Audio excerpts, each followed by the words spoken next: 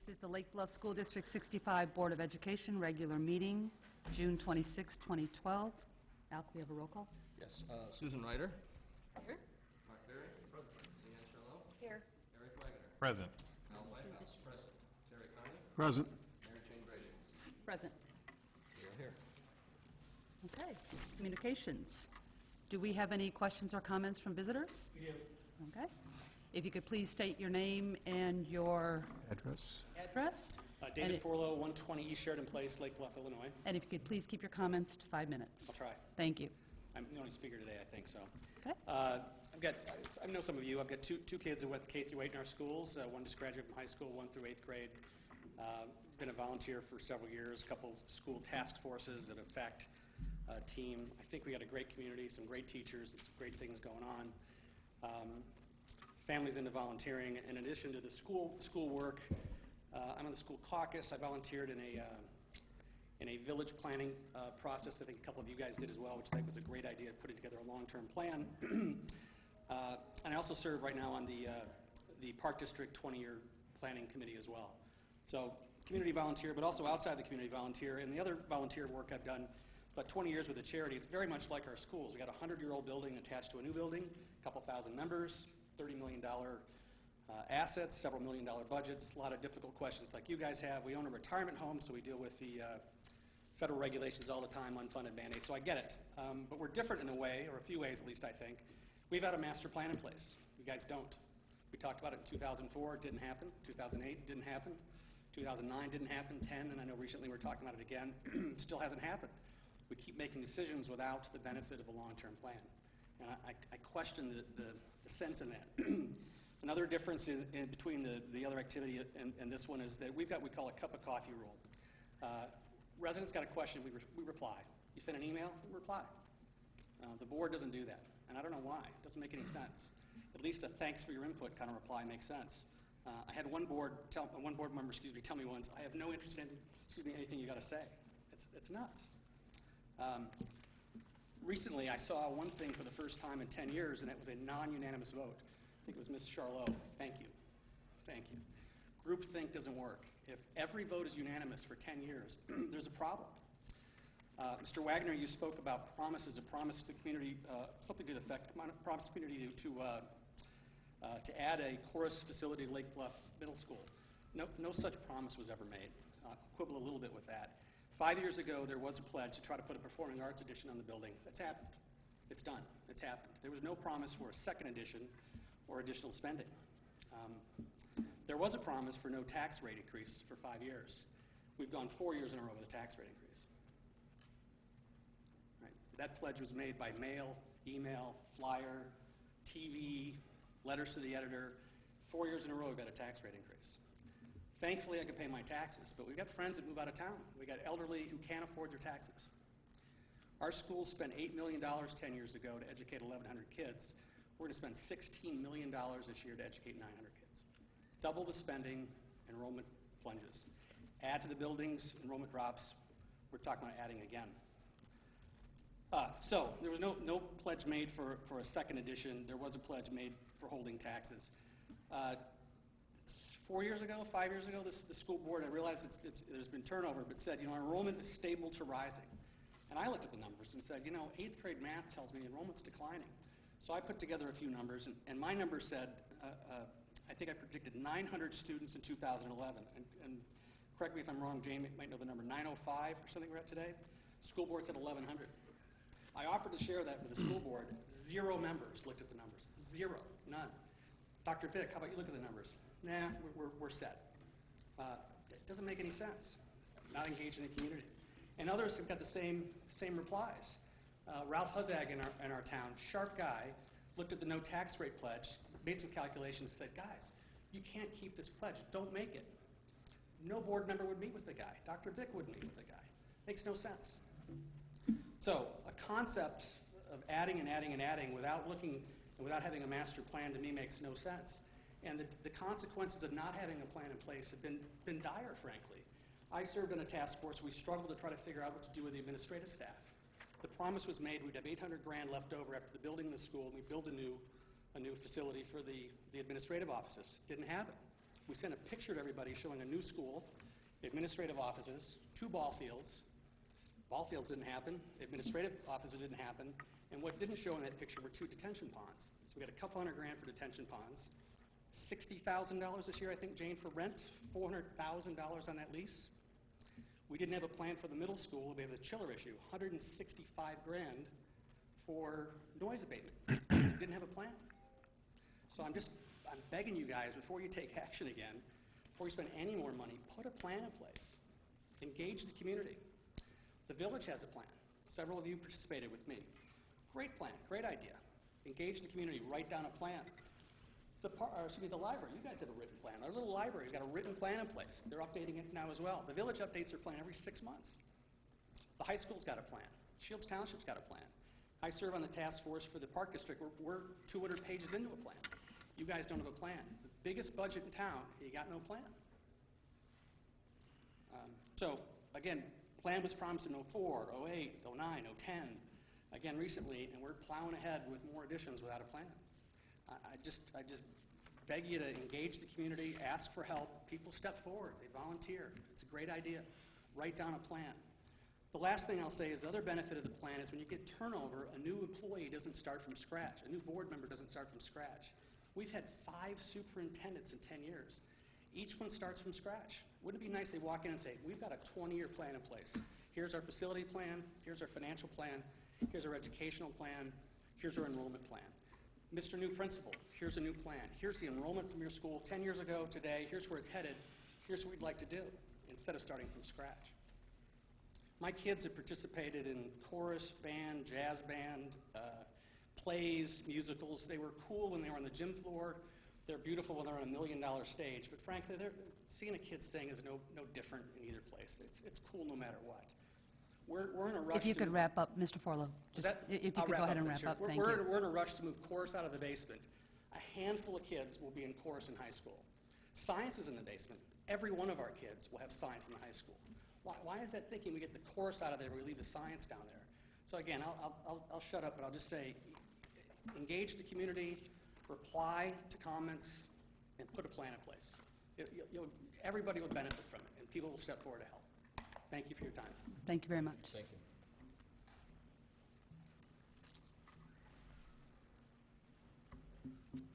Any other comments?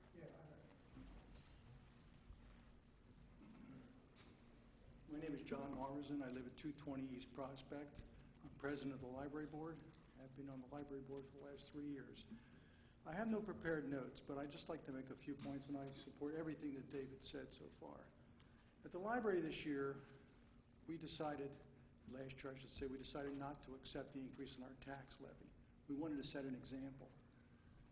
We did refurbish the library, as most of you know, and I think we're very happy with that. We wanted to set an example not to accept the tax increase. We wanted to say back to our taxpayers, we can run this organization by cutting budgets and still maintain the level of service that we provide to you.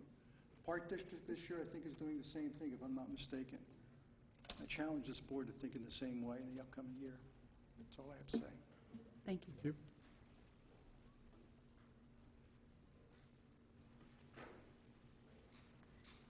Okay. Next is a report from the superintendent. Oh, wait, we do have a couple things we need to do. We've got a couple of recognitions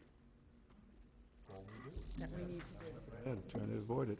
Huh? You're trying to avoid it. One of the things that we would like to do is recognize Dr. Martindale for his service to our district this year, and I think probably we could step to the podium. Me too? You too, I think. All right.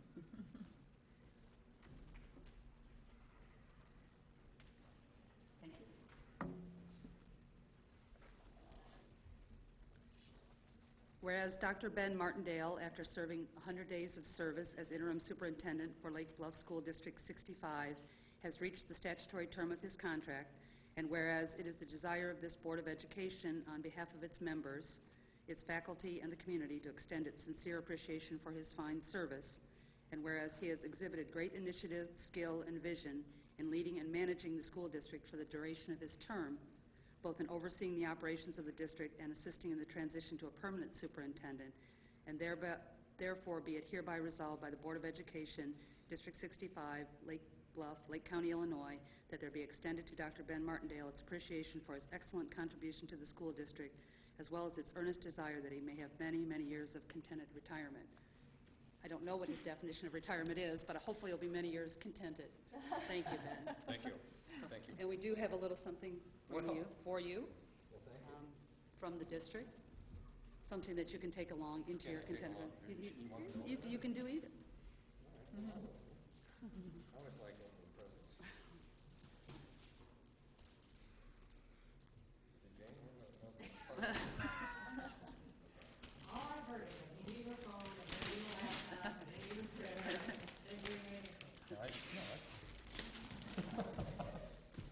It's a printer, Jane. Don't go.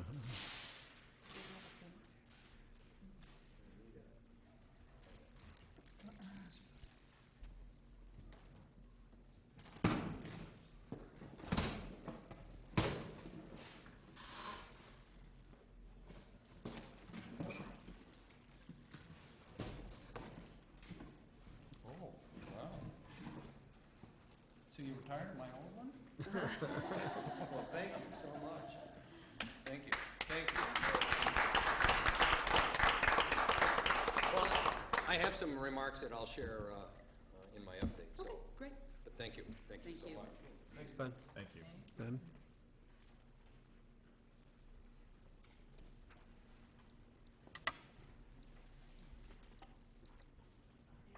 Copy of the resolution. We have one other resolution, right?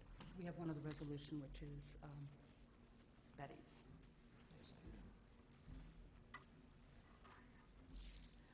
Recently, the director of Lead and Speak Up retired and has been replaced by Andy Duran. But our board passed a resolution honoring her for her service to our students and to the community. That'd be great, wouldn't you?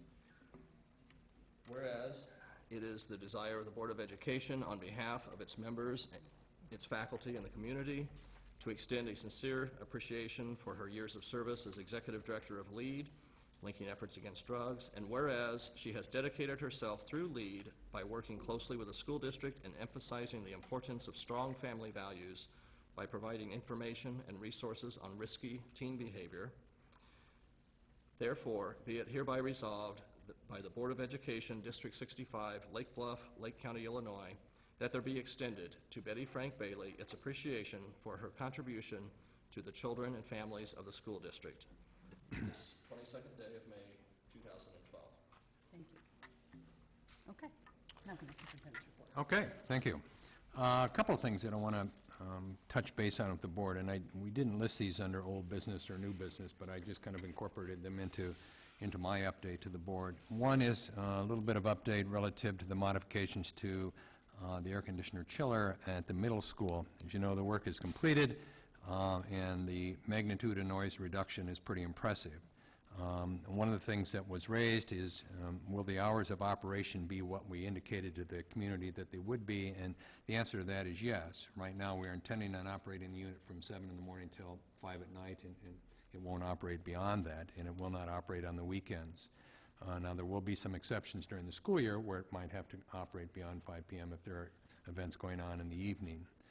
We also made a commitment to the village that there would be planting done around the unit. That will be done in the fall, as we told the village we would do. And so now that that work is complete, our intent is to follow through. I will not be here to be part of that, but hopefully I'll still be around to remind people that you need to do that. Second of all, a little bit of comment about the architect's analysis of Lake Bluff Middle School and any work that the district might intend on doing. At this time, the district hasn't committed any work, and the issue that you have at the middle school relative to the choral room is that you have a fairly large group of students that participate in chorus, and you do have some other instruction down there in rooms that I think you need to look at, whether the final outcome is to add space to the building or whether it's to move space around within the building.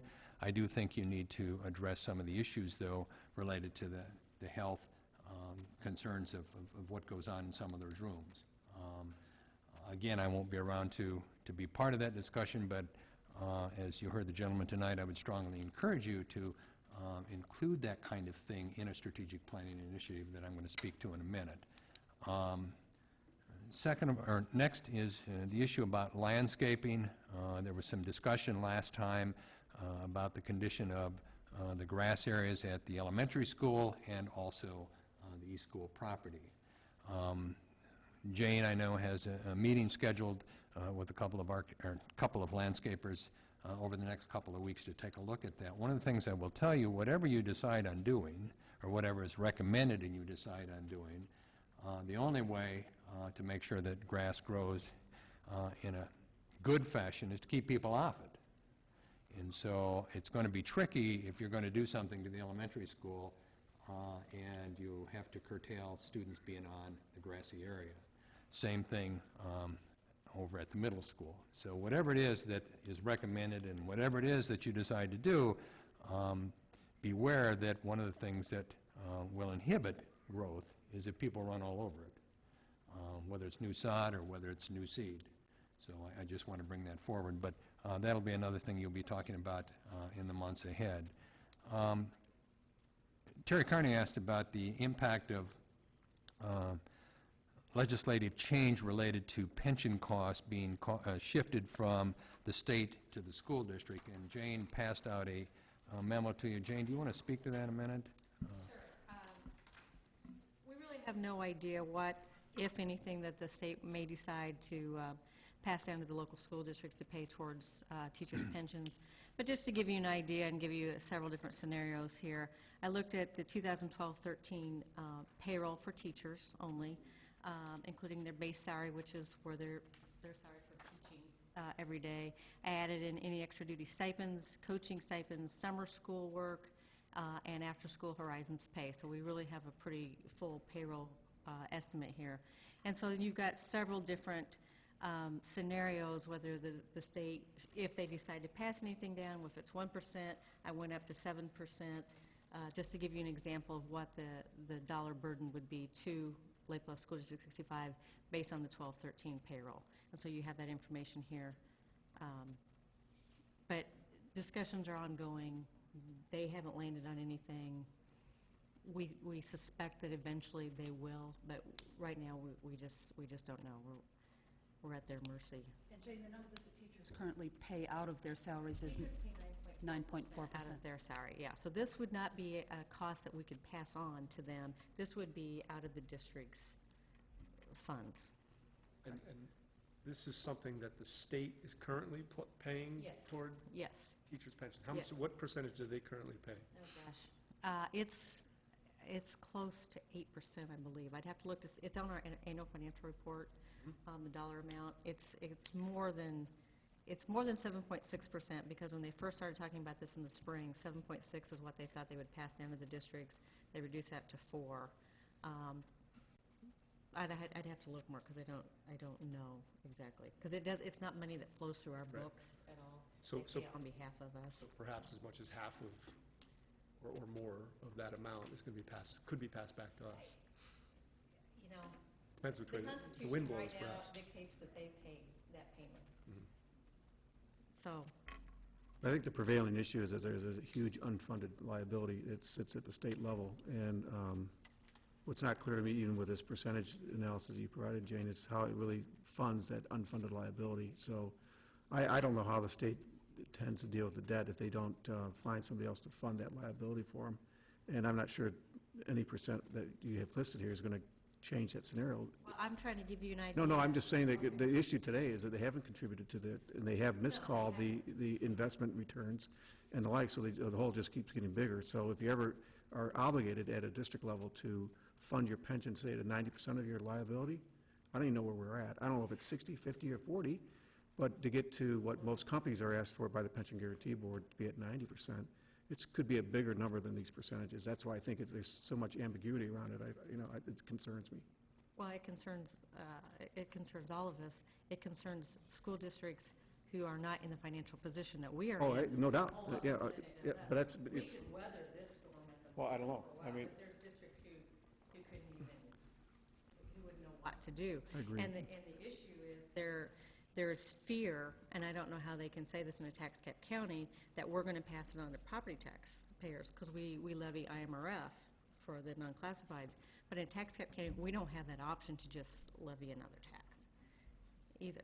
Right, well, I just think there's a lot of ambiguity, and it really does sort of color the way you think about things until you have more clarity.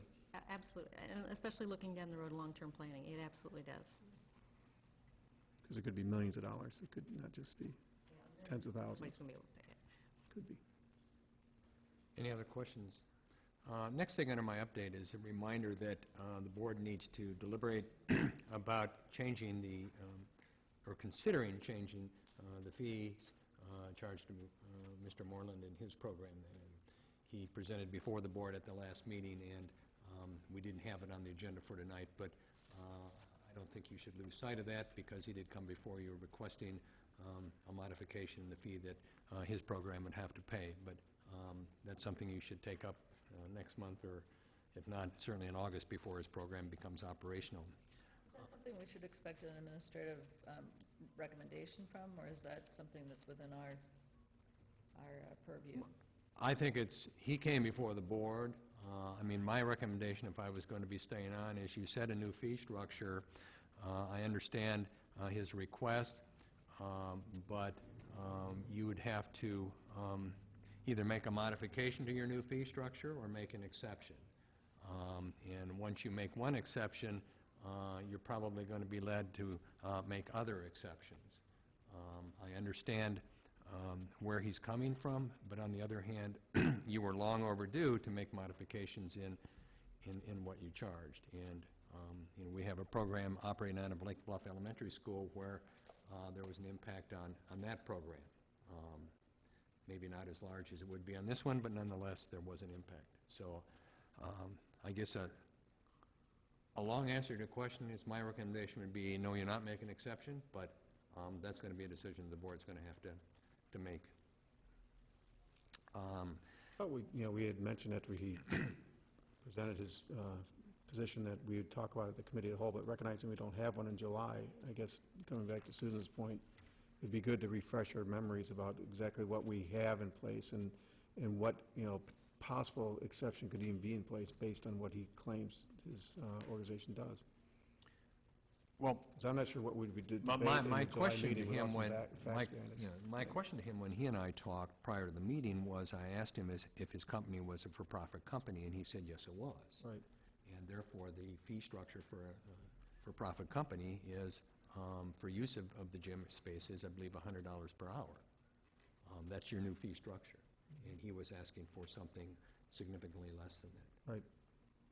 I was a little confused because he brought up his foundation as well and how that would play into the characterization of his enterprise, if any. And I definitely remember that as well, and that was a question that I had, whether there was, based on the manner in which he incorporated and designed this foundation, how that would affect the status, or anything else. And I wasn't quite sure of how that arrangement had been made in his prior relationship with the district. He alluded to having had discussions with a prior superintendent and a prior board about an exception being made because of this foundation, but I was never able to get clarity to that. So, I mean, the question I kept asking him, is your company a for-profit company? And the answer was, yes, it is. So, to me, that meant that he would be charged $100 per hour. But as I explained to him, the board certainly has the authority to make an exception to any group that's coming before them. Or I take it to interpret what we intend under a for-profit company. I think we can, there's an interpretation issue, when we're talking about a purely for-profit organization with no charitable Correct. impact to the community. I think that's different than what we have here, and so It is. well, we can talk about it when it's on the agenda or whenever it's appropriate, but I do think it's not. Well, we can certainly make sure you have it on the agenda for your July meeting. If you want. I mean, because there's nothing that precludes you from having discussion at an action meeting. I just didn't want you to lose sight of Right. this, and we didn't have it on this agenda.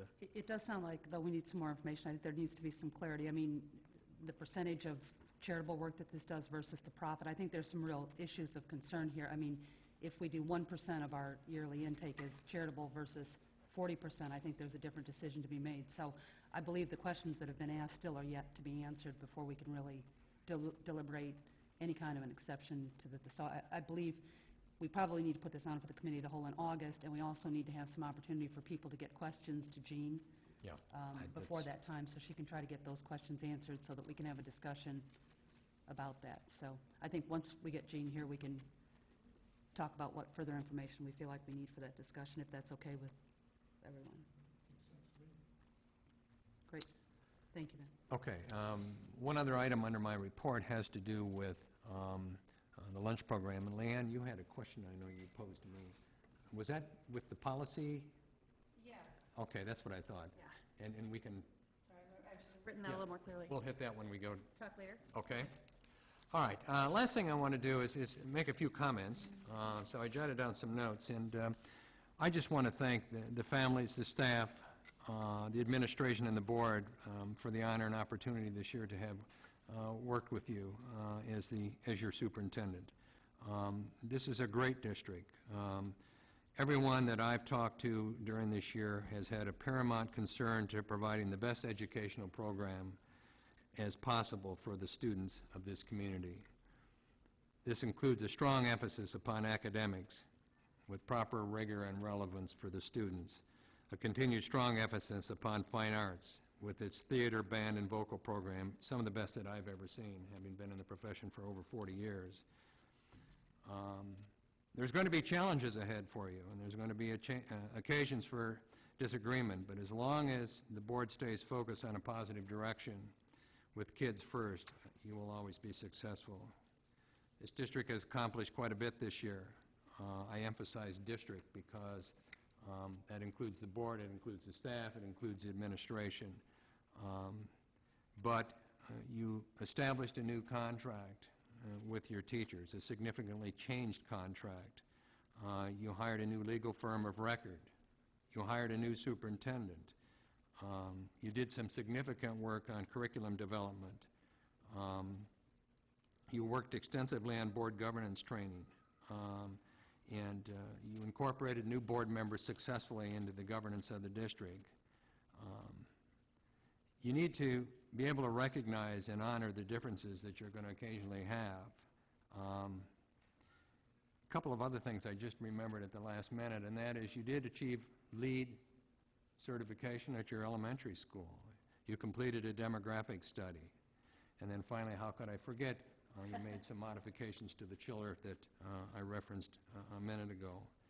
But the last comment I want to leave kind of ties in with what Mr. Forlow said earlier tonight, and that is it's absolutely critical that you listen and involve the community and the staff in your upcoming strategic planning. And as we talked about most of the year, it's critical that you engage in a new strategic plan to map out where you're headed with this school district.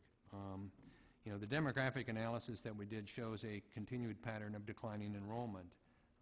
Even though this district has a very, very healthy financial situation, as you continue to decline in enrollment, you're going to have to be sensitive to your pattern of expenditure. And we did make some reductions this past year for next year, and as I've told you on a couple of occasions, you're going to continue to focus on that. That being said, I want to thank you again. I'm going to miss all of you, and I wish you luck. Thank you. Thank you very much. That takes us down to your report. Okay, first of all, I would like to acknowledge the service of Mrs. Marcy Chesson, who taught language arts in our middle school for 26 years, and to offer condolences to her family. Mrs. Chesson passed away Tuesday, June 19th. To paraphrase some of the comments that her principal, Mr. Nate Blackmer, offered about her, she was a passionate and devoted teacher whose impact on our students and community will be difficult to overstate. She will be greatly missed by our students, staff, and families. And I'd like to pause for a moment, if we could, to honor Mrs. Chesson and her contributions to our community.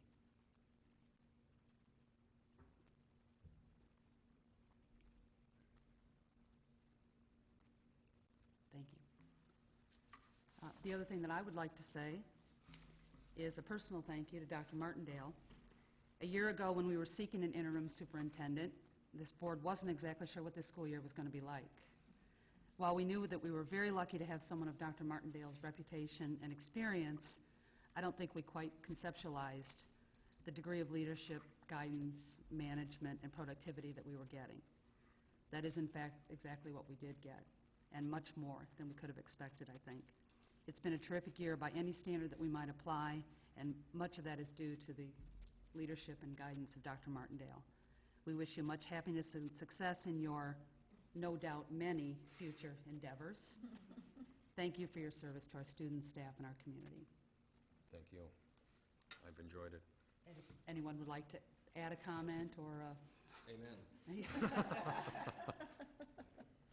we all feel the same way. We've been pretty lucky, and we've accomplished a lot this year. No, we have, and as I said a minute ago, it's been a great year, and I think you have a bright future ahead of you, and, but you do have some work cut out for you. I know you'll be successful in accomplishing that, so that being said, we'll move forward. Action items. First item is personnel recommendations. I need a motion for the Board of Ed to approve the personnel recommendations per the attachment. We have one name on there, and that is Lauren Hines. And Lauren is here this evening. She will be the new special education teacher at Lake Bluff Middle School. So welcome, Lauren. Thanks. I'm excited. I move that the Board of Education approves the personnel recommendations as per our attachment, which includes Lauren's name. Second. Mary Jane Brady? Yes? Terry Carney? Yes. Al Pfeifhouse? Yes. Eric Wagner? Yes. Leanne Charlot? Yes. Mark Berry? Yes. Susan Ryder? Yes. Thank you, Lauren. Congratulations. Thank you. I told her she could leave as soon as... As soon as she was hired. Seemed to got the message, you know. Thank you so much. Enjoy the evening. Thank you, you too. Next item under action is approval of board meeting schedule for 2012-2013. Need a motion? So moved. Second? Any discussion on the calendar? I do, I like Mark, I have a conflict on the 24th of July, so hopefully that won't be a problem for the rest of the board. You have conflict? The 24th, yeah. I have conflict. I'm out of town. Three of us have conflict. Are the other four of us available? 24th. July. Okay. Got to approve bills, right? Yes. So you just need four. It'll be a tight agenda with not much going on. Guess I can't name you the secretary for the night, huh, Terry? Any other questions or comments about the calendar? No, everything else is fine. Okay. Roll call? Yeah. Susan Ryder? Yes. Mark Berry? Yes. Leanne Charlot? Yes. Eric Wagner? Yes. Al Pfeifhouse? Yes. Terry Carney? Yes. Mary Jane Brady? Yes. Okay, next item under action is approval of Prevailing Wage Act. We need a motion for the Board of Ed to approve the Prevailing Wage Act as presented. Second. Jane, do you want to just comment? This is something that the state mandates that you do every year, so this is a typical June agenda item. Eighth time I've done this. Any questions or comments? Al? Eric Wagner? Yes. Leanne Charlot? Yes. Mark Berry? Yes. Susan Ryder? Yes. Mary Jane Brady? Yes. Terry Carney? Yes. Al Pfeifhouse? Yes. Okay, next item is policy approval. We need a motion for the Board of Ed to approve the revisions to policies, administrative procedures, and exhibits as presented, and I will list the policies for the record. So this is Policy 340, which is General School Administration, Superintendent Duties and Authority. Policy 460, Operational Services, Purchases and Controls. Policy 4120, Operational Services, Food Service. Policy 4180, Operational Services, Pandemic Preparedness. Policy 570, General Personnel, Religious Holidays. Policy 5130, General Personnel Responsibilities concerning Internal Information. Policy 5280, Educational Support Personnel, Duties and Qualifications. Policy 670, Instruction, Teaching about Religion. Policy 6180, Instruction, Extended Instructional Programs. Policy 6235, Instructional Access to Electronic Notebook. Policy 750, Student School Admission and Student Transfer to and from non-district schools. Policy 780, students, release time for religious instruction and observance. Policy 7140, students, search and seizure. Policy 7220, student bus conduct. Policy 7250, student support service.